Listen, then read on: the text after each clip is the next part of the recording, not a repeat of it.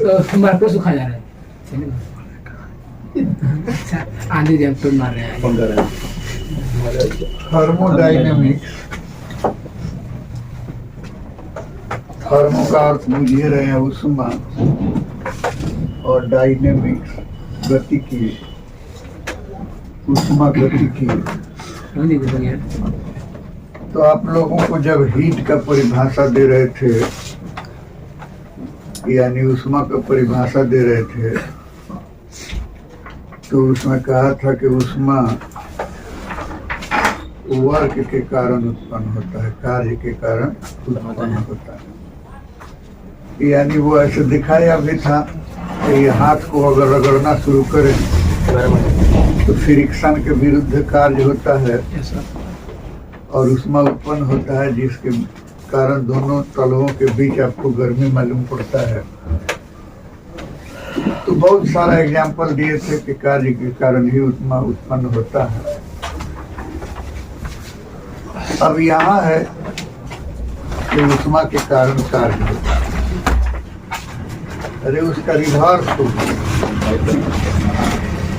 उधर डेफिनेशन में शुरू में आपको कहा कि वर्क के कारण हीट उत्पन्न होता है, और इसमें कह रहे हैं कि हीट के कारण कार्य होता है, वर्क होता है।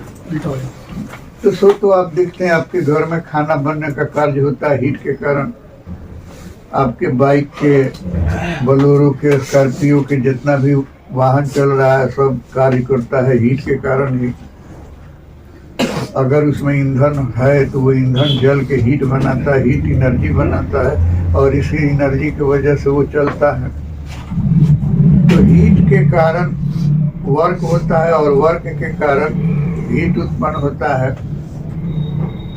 इसी रिलेशन को जिस चैप्टर में स्टडी किया जाता है उसी चैप्टर को थर्मोडायनेमिक्स कहा जाता है। यानी कहना ये चाहते हैं कि थर्मोडायनेमिक्स फिजिक्स का वह ब्रांच है जिसमें हीट और वर्क के रिलेशन का स्टडी किया जाता है। अब एक बात और है, mechanical equivalent of heat. Mechanical equivalent of heat, उष्मा का यांत्रिक तुल्यांक। जूल नामक एक वैज्ञानिक है, उसने हीट और वर्क पर बहुत सारा एक्सपेरिमेंट किया, और उस एक्सपेरिमेंट के आधार पर उसने बताया कि work is directly proportional to the heat. यानी वर्क को ओमेगा मान लें और हीट को एच मान लें, अर्थात ये हाथ रगड़ रहे हैं तो संपन्न कार्य ओमेगा मान लें, और दोनों तलवों के बीच जो उष्मा उत्पन्न हो रहा है उसको एच मान लें। तो उसने कहा कि work done is directly proportional to the production of heat, यानी संपन्न कार्य उत्पन्न उष्मा का समानुपाती होता है। अर्थात जितना ही अधिक कार्य करेंगे उष्मा भी उतना ही अधिक उत्पन्न होगा। इम्प्लाई दैट अगर समानुपाती को बराबर में तोड़ें तो कोई नियतांक आएगा। यहाँ पर एक रस्म बन गया है कि नियतांक को हम लोग ए जे लेते हैं। Where J is a constant and called Joule's constant or called mechanical equivalent of heat. Mechanical equivalent of heat, जहाँ जे समानुपाती नियतांक है और इस नियतांक को जूल नियतांक कहा जाता है, या इसी नियतांक को उष्मा का यांत्रिक तुल्यांक अर्थात मैकेनिकल इक्विवेलेंट ऑफ हीट कहा जाता है। अर्थात इसको दो नाम से पुकारा जाता है, जूल का नियतांक या मैकेनिकल इक्विवेलेंट ऑफ हीट, उष्मा का यांत्रिक तुल्यांक। अब इसका डेफिनेशन अगर करें तो इफ H बराबर 1 कैलोरी देन W बराबर G।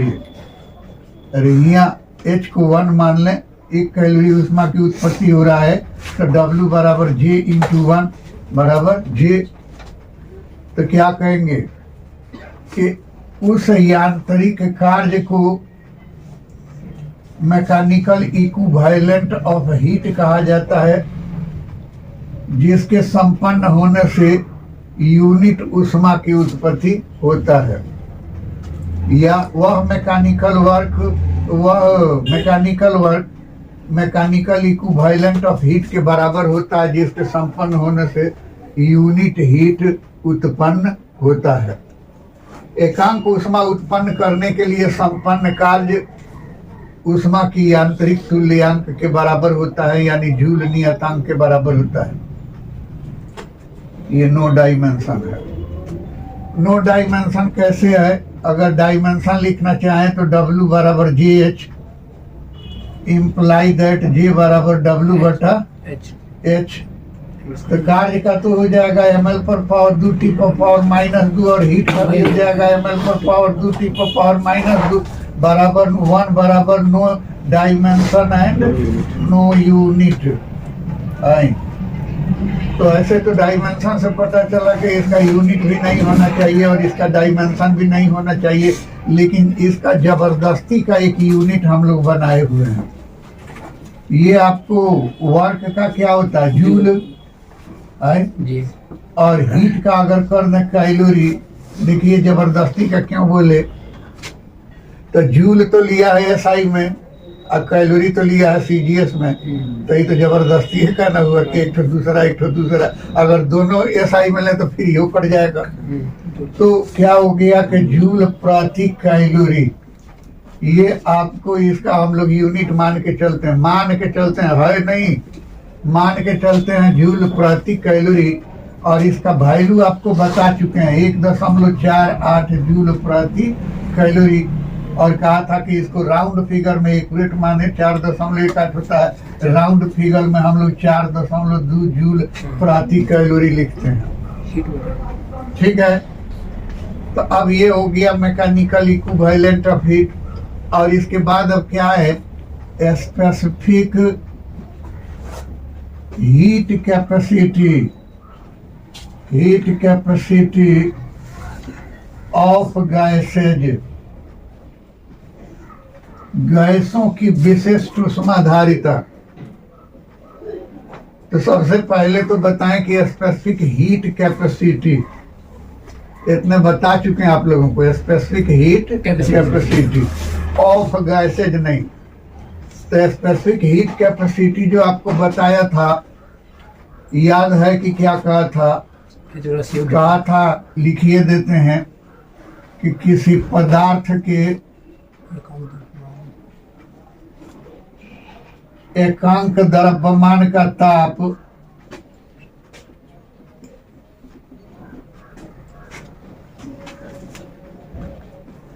वन डिग्री सी अथवा 1 केल्विन तक बढ़ाने के लिए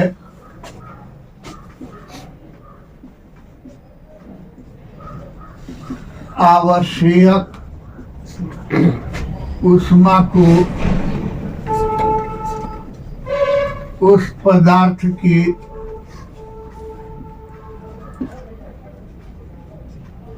विशिष्ट ऊष्माधारिता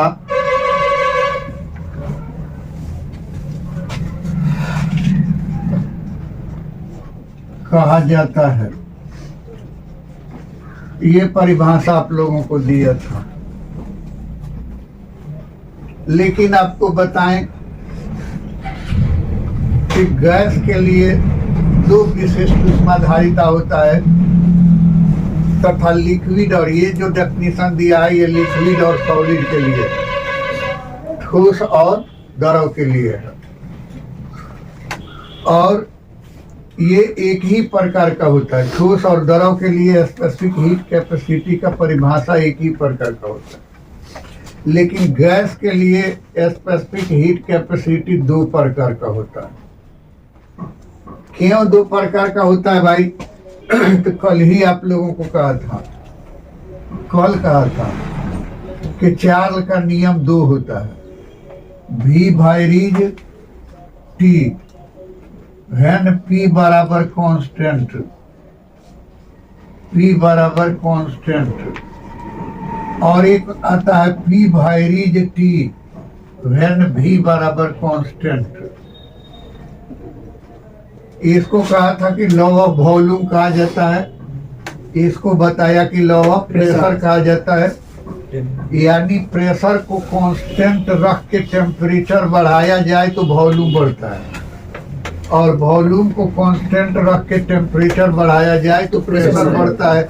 इसका एग्जाम्पल आपको डेगची पर और कुकर पर दिया हुआ है।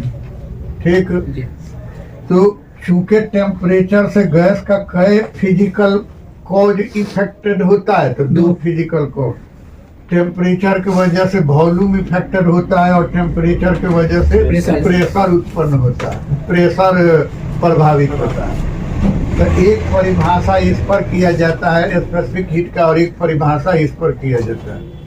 लेकिन सॉलिड और लिक्विड के लिए जो टेम्परेचर का प्रभाव उस पर पड़ता है, तो बस एक ही प्रकार का प्रभाव पड़ता है कि सॉलिड हो या लिक्विड, टेम्परेचर बढ़ाएं तो वॉल्यूम बढ़ता है, टेम्परेचर घटाएं तो वॉल्यूम घटता है।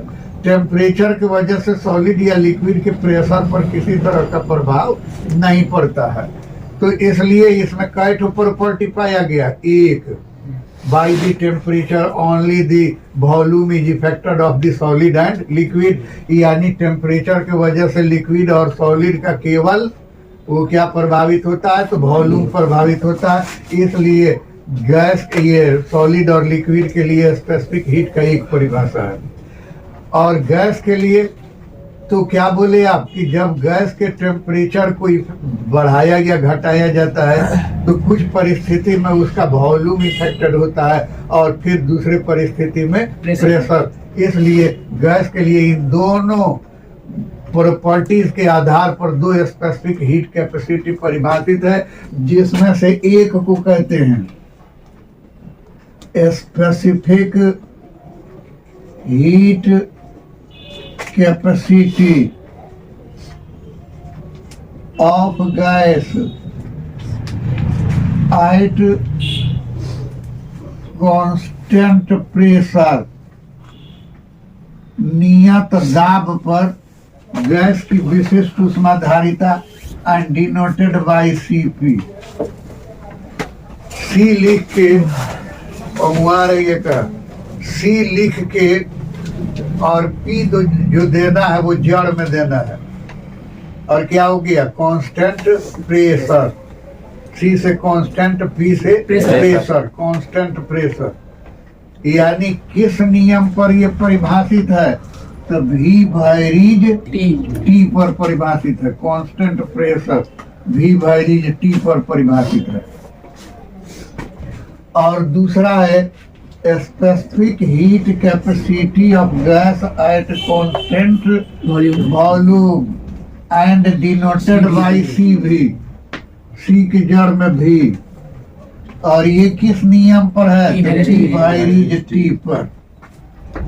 अब इन दोनों को डिफाइन करना है, यानी specific heat capacity of gas at constant pressure, नियत दाब पर गैस की विशिष्ट ऊष्माधारिता। परिभाषा यही रहेगा, थोड़ा सा चेंजिंग करना है। अगर ऊपर वाले का करना है तो लिख देंगे नियत दाब पर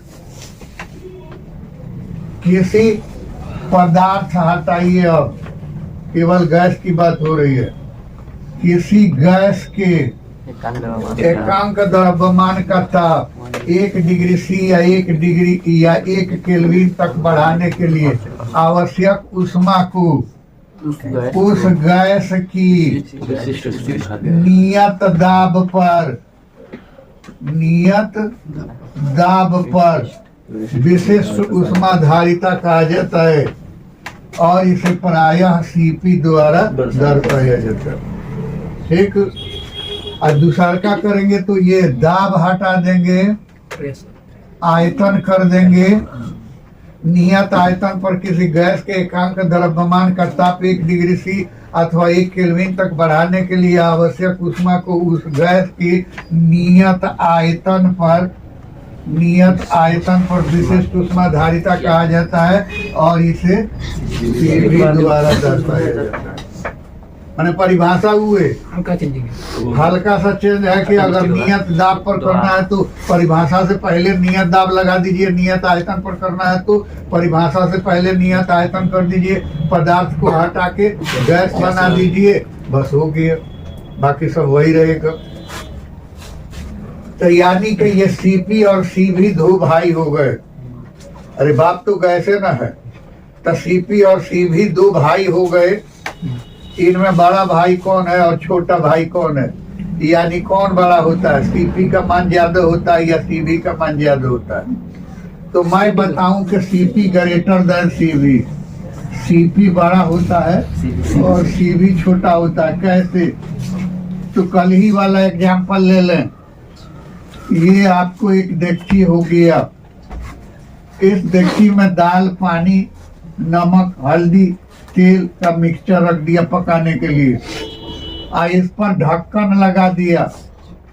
तो ढक्कन लगा दिया तो क्या हो गया कि प्रेशर कांस्टेंट हो गया, यानी प्रेशर 760 mmHg हो गया, अर्थात एटमॉस्फेरिक प्रेशर के बराबर हो गया। और यही दाल का तो ये कौन चीज हो गया जी? तो कांस्टेंट प्रेशर। ये डेगची में जो दाल पका रहे हैं वो कांस्टेंट प्रेशर हो गया। और वही आपने कुकर लिया और कुकर में ये मिक्सचर तो रख दिया आपने दाल वगैरह का, और इसमें जो ढक्कन लगा हुआ है, सब लोग देख रहे हैं कि एक विशेष प्रकार का ढक्कन लगा हुआ रहता है, ठीक। और क्या है कि यहाँ पर आपको सीटी लगा रहता है, जिसको आप लोग सीटी बोलते हैं। हम कल ही बताए थे कि सेफ्टी वाल्व है। अब इसको भी उष्मा दे रहे हैं, यानी हीट प्लस, चूल्हा पर गरमा रहे हैं, इस पर भी उष्मा दे रहे हैं, यानी हीट प्लस। तो ये धीरे धीरे गर्म होता है, गर्म होकर कहाँ पहुंचता है? बीपी पर, बॉइलिंग पॉइंट पर। बॉइलिंग पॉइंट पर पहुंचता है तो ये उबलने लगता है।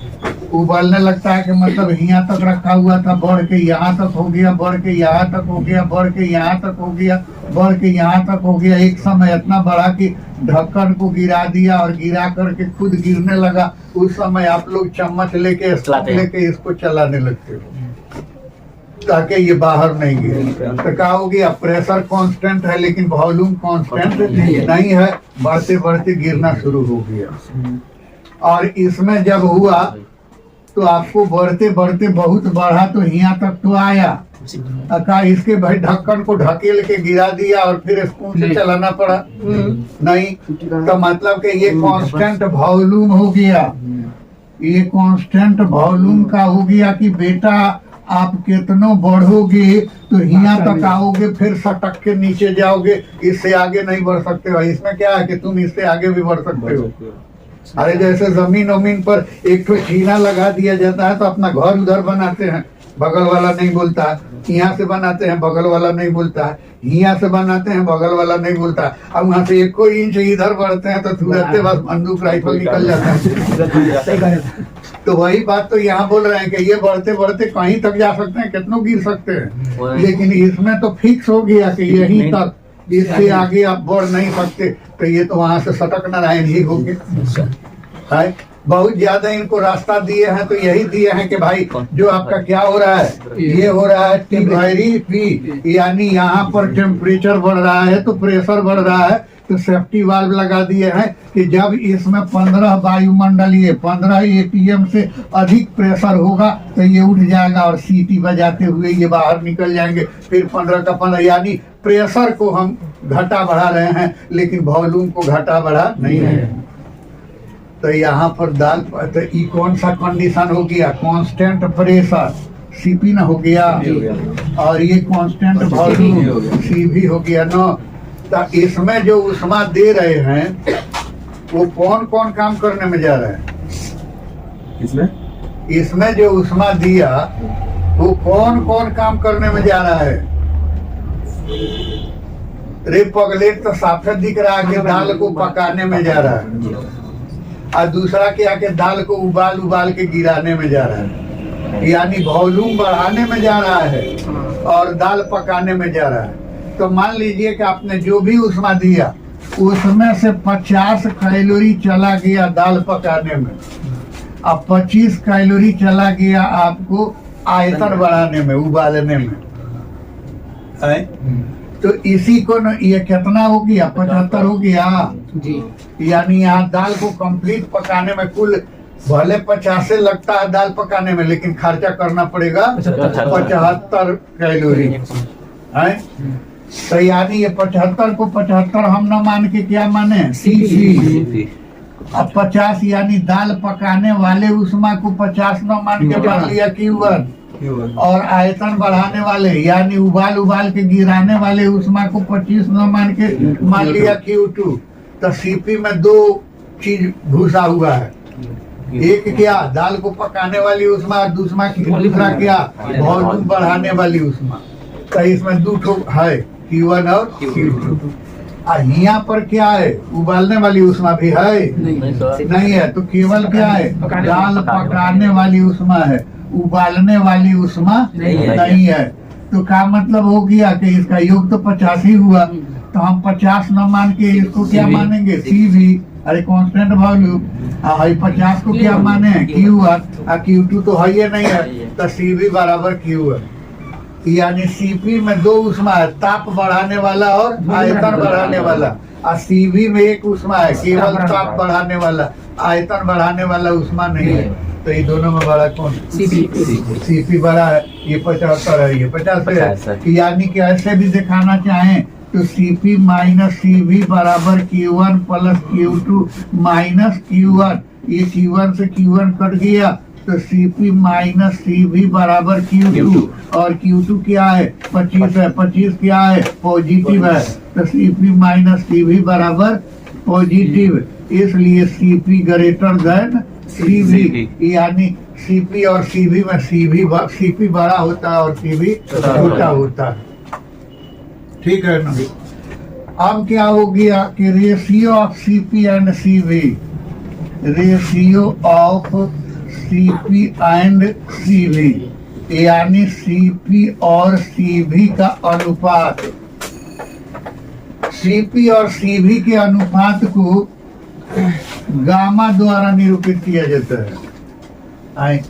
गामा तो आप लोगों को जनरल फिजिक्स में है, कैपिटल वाई लिख देते थे जी।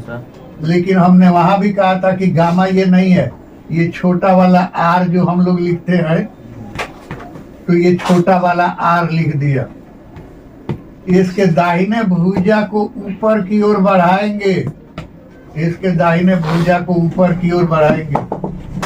अगर इसको ऐसे मोड़ देंगे ठोर को दाहिने बगल, तो इसको कहते हैं गामा, और अगर ये बाएं बगल ऐसे मोड़ देते हैं तो इसको कहते हैं नू। नू नू नू नू इसको कहते हैं गामा। तो वही जो है हम ऐसे ही मार देते हैं गामा, ठीक ना? तो ये गामा का मान 1 से ज्यादा होगा, वो गलत लिखा है फिर भी नहीं टोक रहा है गामा।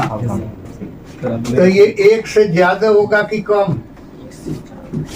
सीपी और सीवी का अनुपात 1 से ज्यादा होगा कि कम? अरे दिमाग पर चाहता हो कि नया बैठे हुए हैं, हमको काहे बुझाएगा?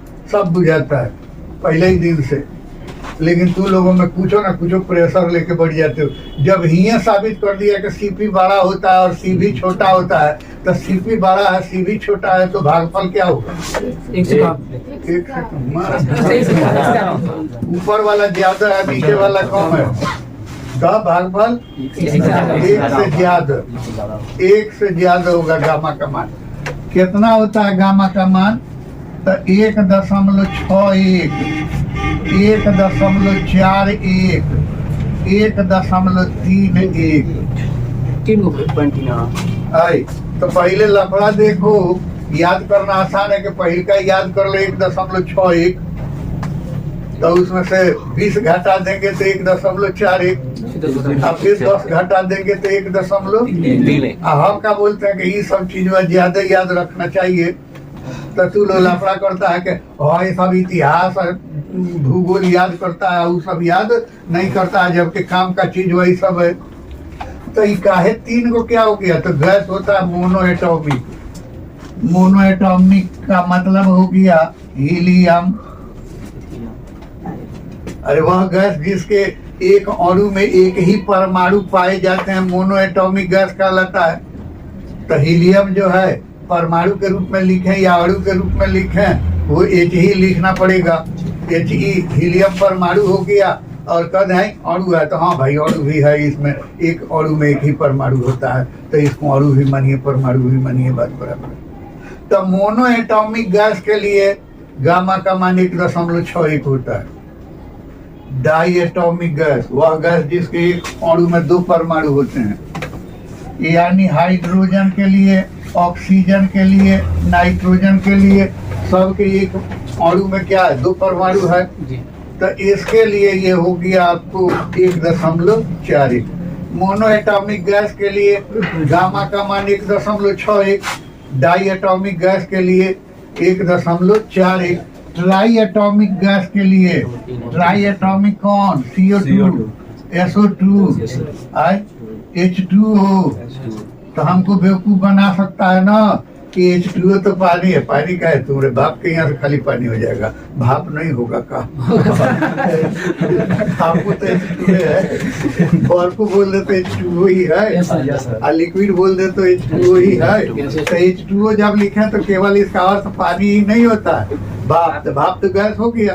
तो इसमें भी 3 परमाणु हो गया, 2 हाइड्रोजन 1 ऑक्सीजन, और उसमें भी 3 हो गया, SO2 2 ऑक्सीजन 1 सल्फर, और उसमें भी हो गया 2 ऑक्सीजन 1 कार्बन, तो वो ट्राई एटॉमिक गैस हो गया। तो उसके लिए तो ये याद रखो कि मोनो एटॉमिक गैस के लिए गामा का मान 1.61, डाई एटॉमिक गैस के लिए 1.41, ट्राई एटॉमिक गैस के लिए 1.31 होता है। याद रखना आसान हो गया कि मोनो एटॉमिक में से 20 घटा दीजिए तो डाई एटॉमिक, और 10 घटा दीजिए तो ट्राई एटॉमिक।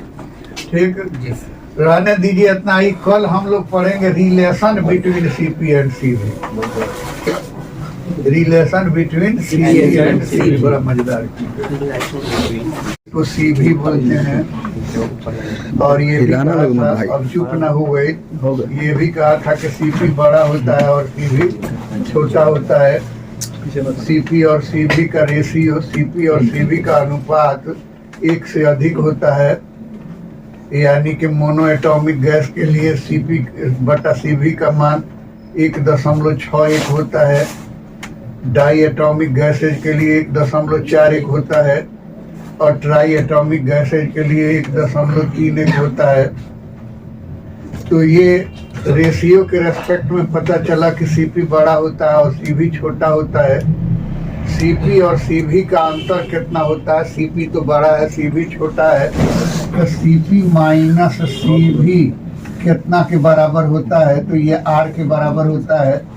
और R क्या है? तो हाई स्कूल में ही पढ़े हुए हैं कि R गैस नियतांक है, यही जो PV बराबर RT में R आता है वही गैस नियतांक है, गैस कांस्टेंट है। तो इसी को कहते हैं हम लोग relation between CP and CV। Relation between CP and CV, CP और CV में संबंध। तो अब क्या है कि CP और CV में संबंध प्राप्त करने के लिए एक बेलनाकार बर्तन लिया जाता है। ये बेलनाकार बर्तन हो गया, और इस बर्तन में ये पिस्टन है, ये आपको पिस्टन है। अब कह रहे हैं क्या बना रहे हैं भाई? तो मैं बोलूं कि पंप बना रहे हैं, हवा भरने वाला पंप। तो हवा भरने वाला ये पंप हो गया, और उसका ये जो वाशर होता है उसको हम लोग फिजिक्स में पिस्टन बोलते हैं। ये वाशर यहाँ पर आपने खींच के छोड़ा हुआ है, तो इसमें तो गैस भरा हुआ है, हवा भरा हुआ है, ये हवा भरा हुआ है। इस हवा का टेम्परेचर भी कुछ होगा, इस हवा का प्रेशर भी कुछ होगा, इस हवा का मास भी कुछ होगा। तो क्या है कि आपको प्रेशर ऑफ गैस बराबर मान लेते हैं P, और ये P क्या है तो कांस्टेंट है। कल ही आपको कहा था कि आप जो है डेगची पर ढक्कन लगा देते हैं तो प्रेशर कांस्टेंट हो गया, उसी तरह से इस हवा पर ये पिस्टन लग गया है तो ये इसका प्रेशर कांस्टेंट हो गया। और इसमें जो गैस लिए हुए हैं, मास ऑफ गैस, ये गैस यूनिट ले लिया, यानी 1 kg गैस ले लिया। इसमें जो गैस है उस गैस का वजन 1 ग्राम या 1 kg मान लिया। और क्या है कि नियत दाब हो गया, कांस्टेंट प्रेशर पर इसको क्यू उष्मा दे रहे हैं।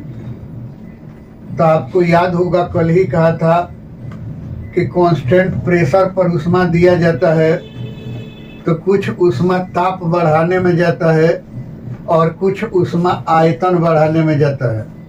अरे भाई डेगची वाला ना कहे थे कि इस पर ये ढक्कन डाल दिया और इसको उष्मा दे रहे हैं तो 50 कैलोरी उष्मा तो चला गया इसका ताप बढ़ाने में, और 25 कैलोरी उष्मा चढ़ा गया इसका आयतन बढ़ाने में, और ये तब जाकर के ढक्कन को गिरा के और उबलने लगता है।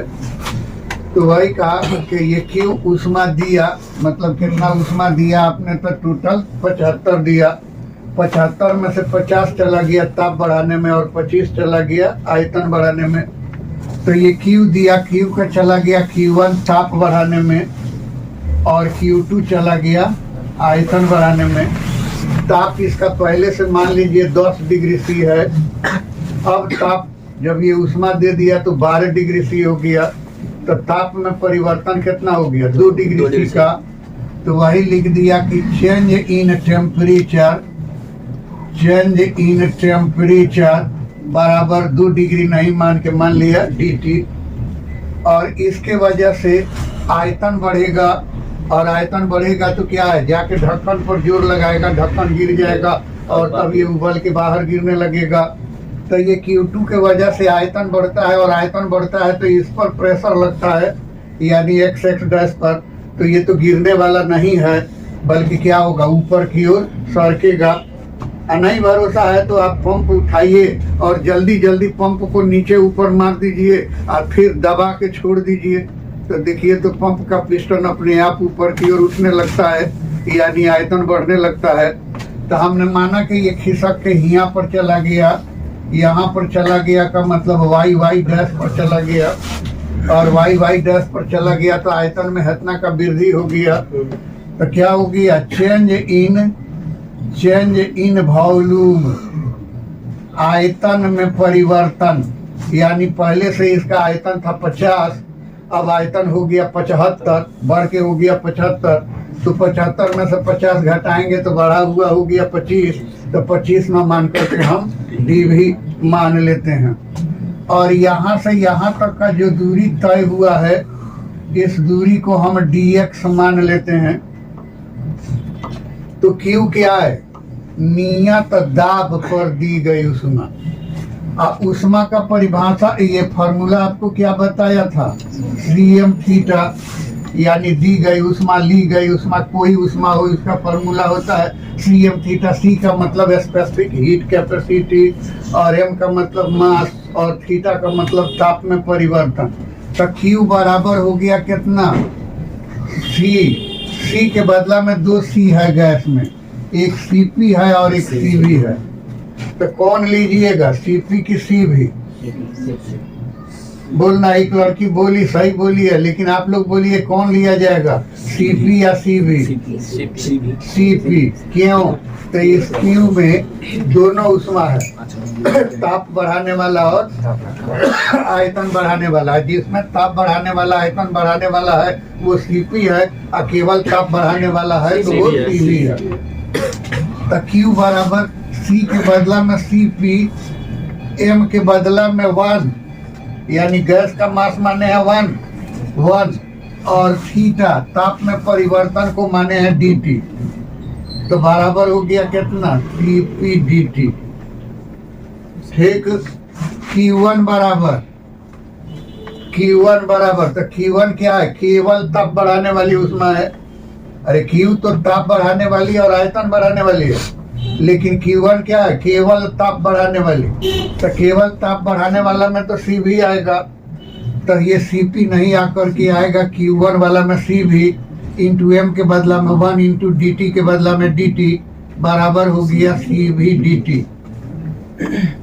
एंड Q2 बराबर, तो Q2 क्या कर रहा है, यहाँ से इस पर प्रेशर डाल के और x डैश से खिसका के y डैश पर पहुंचा देता है, यानी कार्य संपन्न होता है। और कार्य ऊर्जा बराबर ऊर्जा उष्मा बराबर, तो Q2 बराबर हो गया ऊर्जा बराबर हो गया कार्य बराबर हो गया बल गुना दूरी। बल गुना दूरी का मतलब क्या हो गया, फोर्स गुना डिस्प्लेसमेंट। तो डिस्प्लेसमेंट तो x डैश से y डैश पर चला गया, इसको dx माने हैं, तो फोर्स गुना dx। और क्या है, फोर्स कितना के बराबर होता है, तो याद होगा आपको, प्रेशर गुना एरिया। फोर्स बराबर प्रेशर गुना एरिया, यानी दाब गुना क्षेत्रफल बराबर बल गुना dx।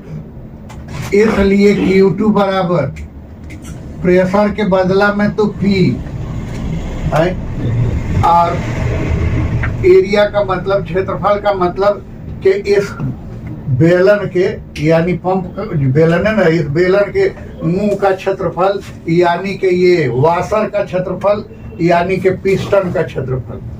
तो पिस्टन का क्षेत्रफल हम मान लेते हैं अल्फा, और ये आपको dx तो रह गया। तो इतना का आयतन कितना के बराबर हो जाएगा, आयतन बराबर होता है पाई आर स्क्वायर एच। बेलन का आयतन होता है पाई आर स्क्वायर एच। तो पाई आर स्क्वायर को तो आपने माना हुआ है अल्फा, और एच को माना हुआ है क्या, dx। तो अल्फा गुना dx बराबर वॉल्यूम, वॉल्यूम कितना है, तो dv। तो हाई अल्फा dx के बदला में dv, इम्प्लाई दैट Q2 बराबर pdv। फिर से क्या कर रहे हैं कि चूंकि Q बराबर Q1 प्लस Q2, अरे यहाँ पर ही ना बोले कि Q बराबर Q1 प्लस Q2, इसलिए Q माइनस Q1 बराबर Q2।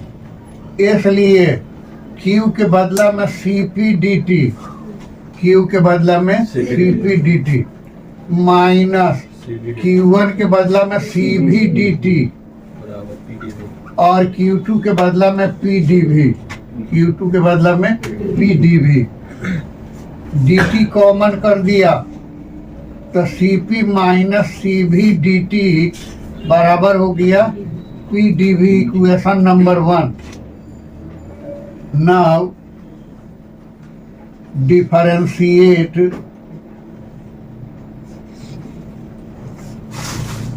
with respect to T of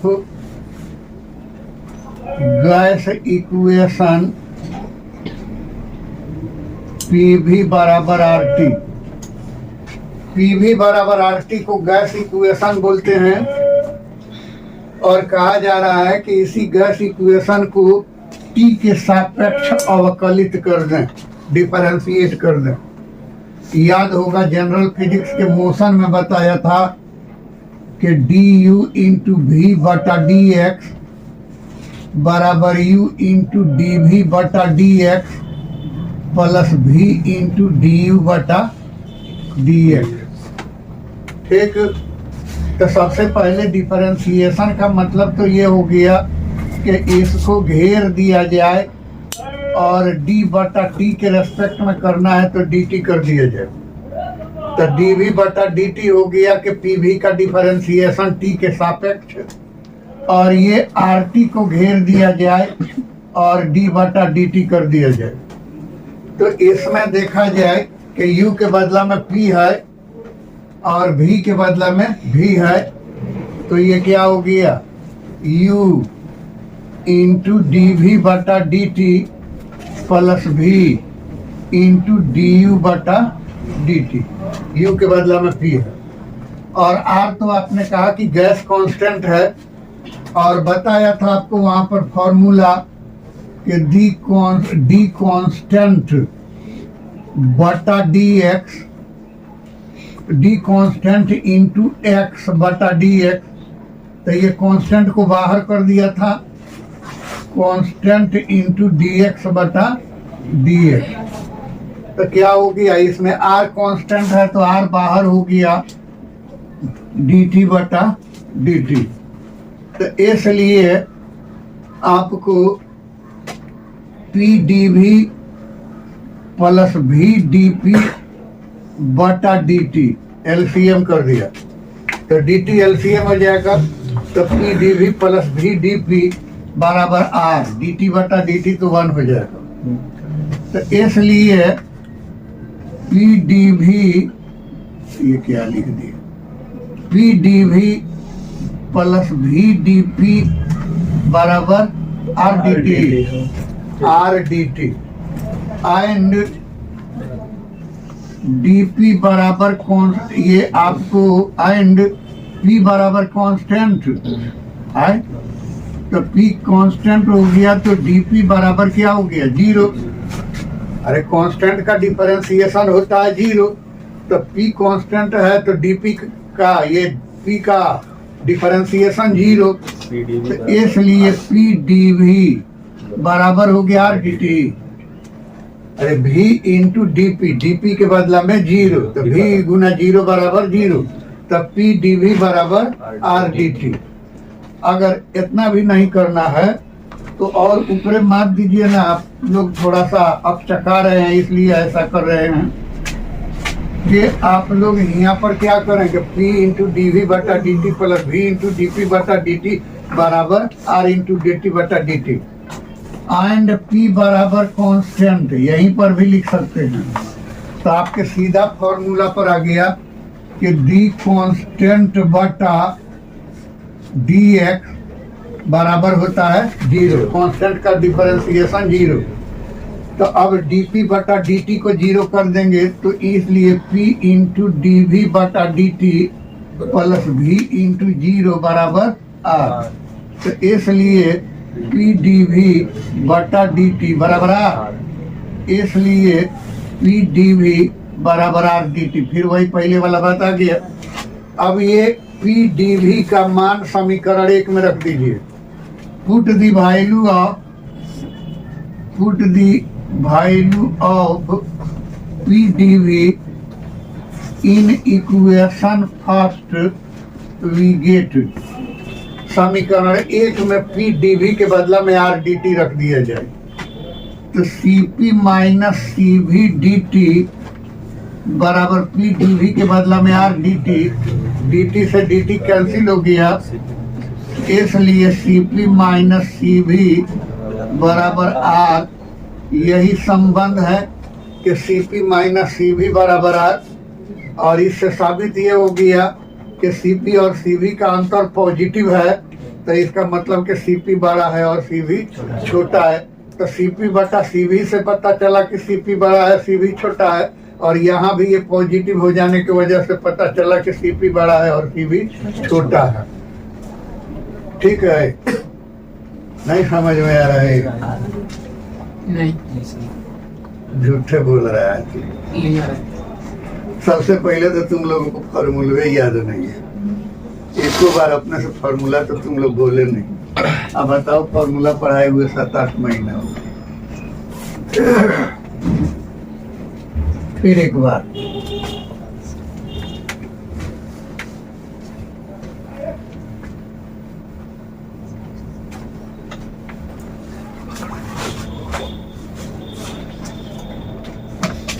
motion में फॉर्मूला बताया था एक फॉर्मूला बताया था डी कांस्टेंट बटा डी एक्स बराबर 0। यानी कि अगर कहे थे कि डी 5/dx बराबर कितना, तो 0। डी 101/dx बराबर कितना, तो 0। यानी कांस्टेंट का होता है डिफरेंशिएशन 0 है। फिर दूसरा फॉर्मूला बताया था कि dAx/dx बराबर a इंटू dx/dx। आज भी हमको याद है कि ये फॉर्मूला नंबर 9 था आप लोगों में, कि यानी a कांस्टेंट है और कांस्टेंट पहचाना कैसे जाता है, तो पहचाना जाता है कि नीचे जो दिया हुआ है उसी टाइप का ऊपर में जो है उसको छोड़ के बाकी सब कांस्टेंट है। तो नीचे x दिया हुआ है तो ऊपर वाला x जो है छोड़ के बाकी कांस्टेंट है, तो x को छोड़ दे तो a बचा हुआ है, तो a निकल गया dx/dx। इसके बाद आपको बताएं कि सवाल ये फॉर्मूला नंबर 11 दिया हुआ था कि u वेरिएबल क्वांटिटी है, v वेरिएबल क्वांटिटी है और इसका डिफरेंशिएशन करते हैं, तो u इंटू दूसरका का डिफरेंशिएशन प्लस दूसरका इंटू पहिलका का डिफरेंशिएशन, ये u इंटू v का डिफरेंशिएशन हो गया u into dv/dx plus v into du/dx। ठीक, तो अब इसी पर हमने आपको यहाँ पर कहा हुआ है कि आप जो है हवा भरने वाला पंप ले लीजिए और इस पंप का पिस्टन खींच के आप यहाँ पर पहुँचा दीजिए x डैश पर, अपरित ढंग से देखिए, और इसमें तो गैस इकट्ठा हो जाएगा, हवा इकट्ठा हो जाएगा। तो इस हवा का मास मान लीजिए कि यूनिट है, मास ऑफ गैस बराबर यूनिट, यानी 1 kg है या 1 ग्राम है। और क्या है कि जब हमने कहा कि ढक्कन लगा दिया जाता है तो ये हवा का दाब 760 है और इधर भी 760 हो जाता है, यानी एक एटमॉस्फेरिक हो जाता है, अर्थात गैस का टेम्परेचर ये प्रेशर कांस्टेंट हो जाता है। तो वही कहा इसमें जो गैस भरा हुआ है इसका कांस्टेंट प्रेशर यानी नियत दाब बराबर P है। अब इस गैस को हम 125 कैलोरी ऊष्मा देते हैं, हम 125 कैलोरी ऊष्मा नहीं देते हैं बल्कि Q ऊष्मा देते हैं। ये ऊष्मा दाब नियत है तो 2 पार्ट में टूट जाएगा, एक ताप बढ़ाने में जाएगा, एक आयतन बढ़ाने में जाएगा। तो हमने माना कि ताप बढ़ाने में चला गया 75 कैलोरी ऊष्मा और आयतन बढ़ाने में चला गया आपको 50 कैलोरी ऊष्मा। तो यानी हम मान रहे हैं कि ताप बढ़ाने में चला गया Q1 ऊष्मा और आयतन बढ़ाने में चला गया Q2 ऊष्मा। तो इसका ताप पहले से 10 था अब 15 हो गया, किसके वजह से, तो इसके वजह से यानी Q1 की वजह से। तो ताप में परिवर्तन कितना हो गया, तो 15 - 10 बराबर 5। तो change in temperature, change in temperature हम 5 न मान लेते हैं dt। और ये तो आयतन बढ़ाने में जाता है, आयतन बढ़ाने में जाता है का मतलब हो गया कि ये ढक्कन को गिरा के अपने उबल के बाहर गिरेगा। तो ये तो ढक्कन ऐसा है कि ये गिरने वाला नहीं है बल्कि ऊपर सरकेगा।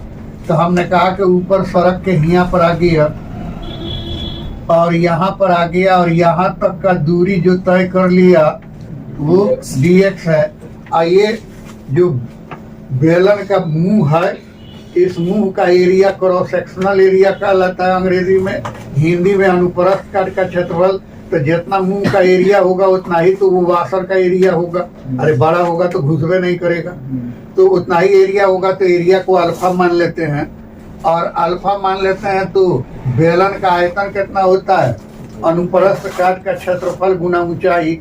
तो यानी ये होता है अल्फा गुना ऊंचाई कितना है dx, और इसी को मान लेते हैं dv, और इसी को हमने लिखा चेंज इन वॉल्यूम यानी आयतन में परिवर्तन बराबर dv। ठीक ना। फिर आपको कहा कि हीट का ये होता है फॉर्मूला cm थीटा, जहाँ c पदार्थ का विशिष्ट ऊष्मा धारिता है, m द्रव्यमान है और थीटा ताप में परिवर्तन है। और गैस के लिए विशिष्ट उष्मा धारिता होता है दो, Cp और Cv। जिस उष्मा में ताप बढ़ाने वाली और आयतन बढ़ाने वाली दोनों उष्मा हो उसको Cp लेते हैं, और जिसमें केवल ताप बढ़ाने वाली उष्मा हो उसको Cv लेते हैं। तो वही कहा कि Q बराबर कितना हो जाएगा, तो C m के बदला में 1, थीटा के बदला में dt, तो ये हो गया आपको Cp dt। और Q1 केवल ताप बढ़ाने वाली उष्मा है, तो Cv इंटू 1 इंटू dt बराबर Cv dt। और Q2 बराबर हो गया क्या, तो ये x डैश पर धक्का लगा के y डैश पर पहुंचा देता है, यानी x डैश से कुछ कार्य होकर ये y डैश पर चला जाता है। तो Q2 बराबर हो गया हीट बराबर हो गया कितना, वर्क, और वर्क बराबर हो गया क्या, एनर्जी। और वर्क कितना के बराबर होता है, तो बल गुना दूरी। तो बल को क्या कहते थे, आपको याद होगा कि P बराबर F बटा अल्फा बोले थे, यानी प्रेशर बराबर फोर्स बटा एरिया। तब फोर्स बराबर हो जाएगा कितना, प्रेशर गुना एरिया। तो यहाँ पर बल गुना दूरी, तो बल के बदला में प्रेशर गुना एरिया और दूरी के बदला में dx, और आप वहीं लिख रहे हैं कि अल्फा dx बराबर v। तो इम्प्लाई दैट Q2 बराबर हो गया कितना, P के बदला में P और अल्फा dx के बदला में dv, तो वही लिख दिया dv, P dv। फिर क्या कर रहे हैं कि चूंकि Q बराबर हो गया Q1 प्लस Q2, इसलिए Q माइनस Q1 बराबर हो गया Q2। Q के बदला में आपको Cp dt और Q1 के बदला में Cv dt दोनों का मान रख दिया, और ये Q2 के बदला में P dv, यानी ये मान भी रख दिया Q2 वाला। dt को तो कॉमन निकाल दिया, तो Cp माइनस Cv dt बराबर हो गया P dv, इक्वेशन नंबर 1। अब कह रहे हैं कि गैस समीकरण Pv बराबर RT को T के सापेक्ष अवकलित करने पर, तो T के सापेक्ष अवकलित करने का मतलब कि पहले तो दोनों को घेर देंगे और दोनों के आगे D बढ़ा देंगे, और जिसके सापेक्ष कर रहा है वो dt कर दिया, यही हो गया। तो क्या हो गया, अब ये यही के 3 नंबर फार्मूला पर U के बदला में P है और V के बदला में V है, तो वही फार्मूला लगा दें, U इंटू ये P है इंटू dv बटा dt plus V into dp बटा dt। और कहिएगा कि ये भी तो U के बदला में R है और T के बदला में V है, नहीं, इसलिए कि एक वो भी दिया है कि अगर कांस्टेंट है